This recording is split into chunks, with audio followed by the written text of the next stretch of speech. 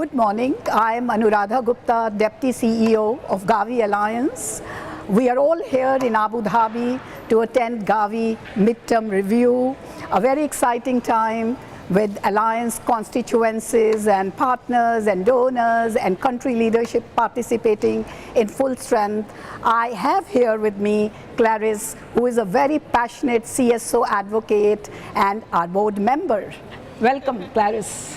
Thank you, Anuradha, and I'm really excited to be at the Gavi midterm review, which is a real occasion and good occasion to review what we have done well since the past 18 years, and happy to be here with you.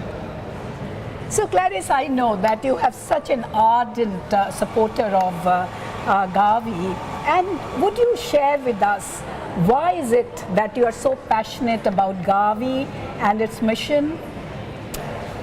In fact, my passion is coming from a long time, when I was a young doctor in my country, and when I saw those children dying from not being vaccinated on time and not having the information. And then this is when I created my first NGOs. It was in 1995. And by networking, I arrived at the Gavi global level, and then I met Gavi.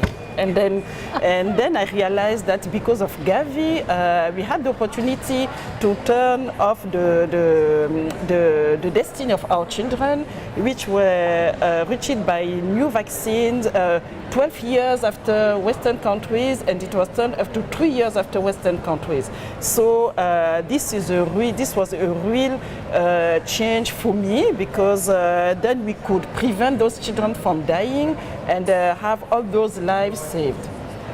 Clarisse, thank you for bringing that energy to Gavi and our work, and really collaborating with Gavi as CSO constituency to make sure that Gavi's mission is constantly advanced.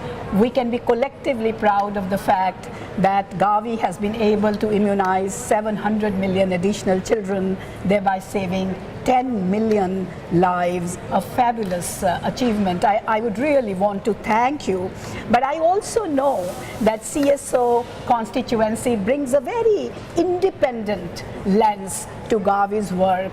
And I would want to ask you, what is it that you think Gavi has done well? What are our persisting challenges?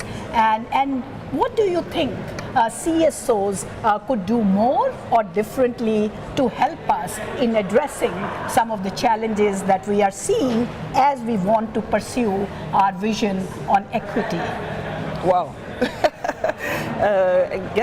What Gavi has done well is already a huge progress in accessibility to vaccine and then to health, because I want to remind everyone here that immunization is really the first step to health for everyone in life. It's the very first contact with health and preventive health. And what has been done health is really giving the chance to all those children to be immunized, and to all those countries, when we are speaking about the countries, to have access to vaccines at a cheaper price, and to be able to vaccinate more and more children in the country. What Gavi has also done well is also that through the strategy and the way Gavi is working to offer the country the opportunity to really upgrade themselves, to be able to really improve their health system, and so that they can sustain that what they have been able to acquire through Gavi. But as you know, we civil society, we are there to put the finger where it's not working, and we are there as a real partner and complete partner of the Alliance to really help push forward what is our collective objective.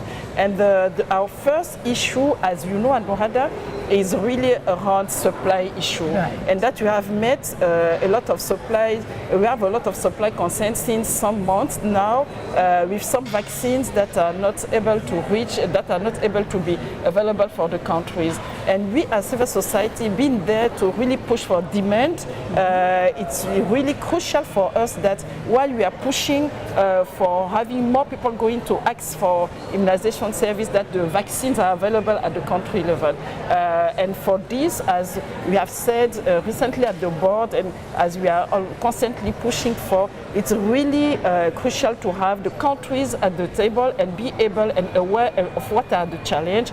And also Gavi as an alliance to play its marketing role with not only lowering the prices but also having more competitors inside the market, which will automatically lower the prices. The other thing that we can do better as an alliance is really try to find new strategy to really improve the accessibility to the unreached and difficult to reach children. We now live in a world where we have more and more vulnerable population, where we have more and more children that are in the middle of conflict, that are in the middle of they have to be displaced, and this is really a big challenge for us as an alliance to really reach those children. Thus, moving from thinking around country principles to population principles. How are we going to reach those populations? And this takes me to what are civil society able to do, and how are civil society able to really help the alliance and help to reach the collective objective of the alliance. The first one is really, as you know, and as which is the real specificity of the civil society, is that they can go elsewhere, everywhere, because they are inside the community, so they are even part of those community of very vulnerable population and vulnerable children, so they can be used, and they are doing it. The issue is really to give them the means to really do it in a more optimal way to reach those children. The second way is also that you also know that we have a lot of challenge with many of our countries and government, and really advocate for those countries to have immunization as a priority and health as a priority, and be sure that we have enough domestic resources. So thank you, Clarisse, for being so honest and open. And you said rightly that our challenge is around supply now. And as you know, we have created demand. We are reaching a record number of 65 million children every year. When we started out, the number of children that received the full course of DTP vaccine was just 40 million. So very exciting progress. But as Bill Gates said, you know, the beauty of success is that our job is just getting more complicated. So we have achieved a lot, but we see new challenges, and we want to be able to achieve more.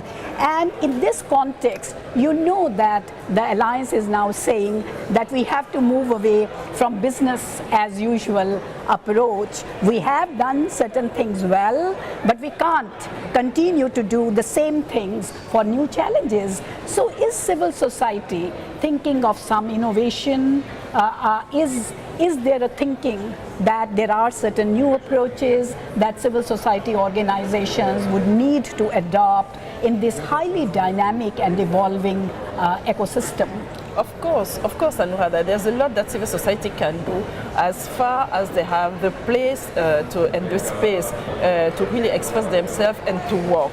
The first thing that civil society can really be helpful is really help to collect real data. You know that data is really the key for everything we are trying to do, and really use all those mobile phone and all those new technology, since they are inside the community, to not only give the real numbers of children that have been immunized, but also work to really increase the demand by reminding the mothers and the families that they should go to immunization, and we have fantastic new technologies now for that.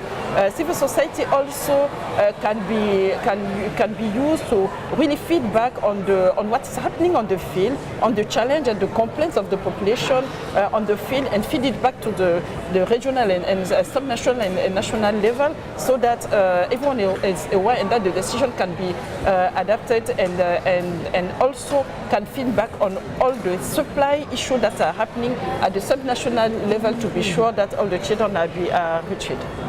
So thank you, Clarisse, so much for all these insightful observations. And now I must thank all the viewers of Facebook Live. You can see the energy here. I'm sure you heard a lot of noises in the background. Thanks for tuning in. Thank you.